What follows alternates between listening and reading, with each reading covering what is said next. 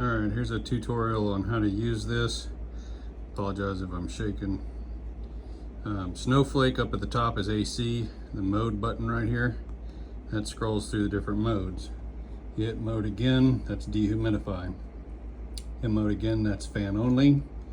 Mode again is the sun is heat. Mode again is auto, so if you set it at 75 and it gets too cold, the heat will come on. If it gets too hot, then the air will come on. I don't usually recommend this if you've got anything else that produces AC or heat, more than one unit, because they'll fight each other.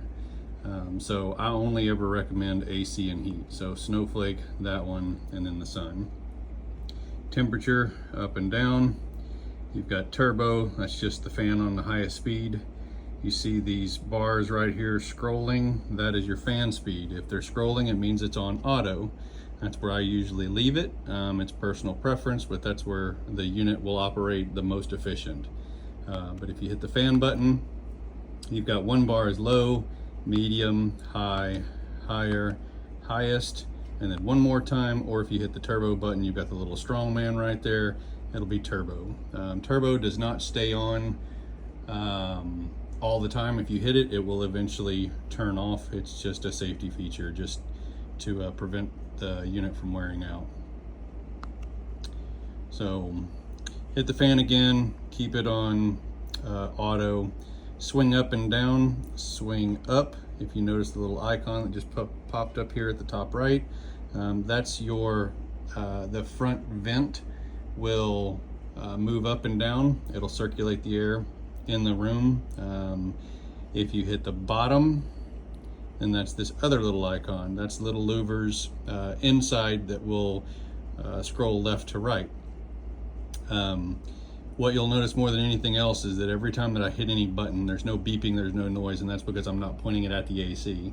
If I was pointing it at the AC, you would hear beeping. Beeping is what you want to hear if you are trying to change any settings. So make sure you point it at the head unit inside.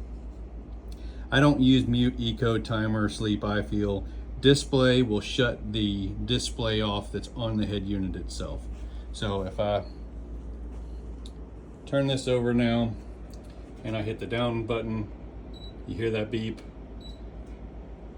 that means that it registered. So anything that's on this remote, that's what's going to change on the unit itself. So because I walked over there and changed the louvers to where they were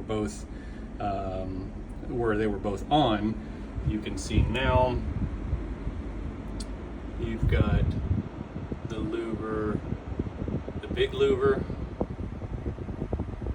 that is rotating down, and then it may not be as easy to see, but those louvers inside, all of those, they're moving to the right now, and they'll eventually turn back over, and they'll go to the left, but they go back and forth.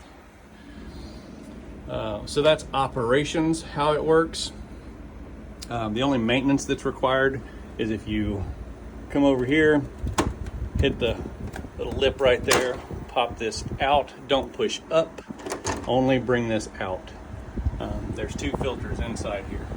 So these filters, just about once a month, I recommend cleaning. Let me switch hands here. So these come out and then they rotate down. You'll take them to the sink, you'll hose them off, you'll put them,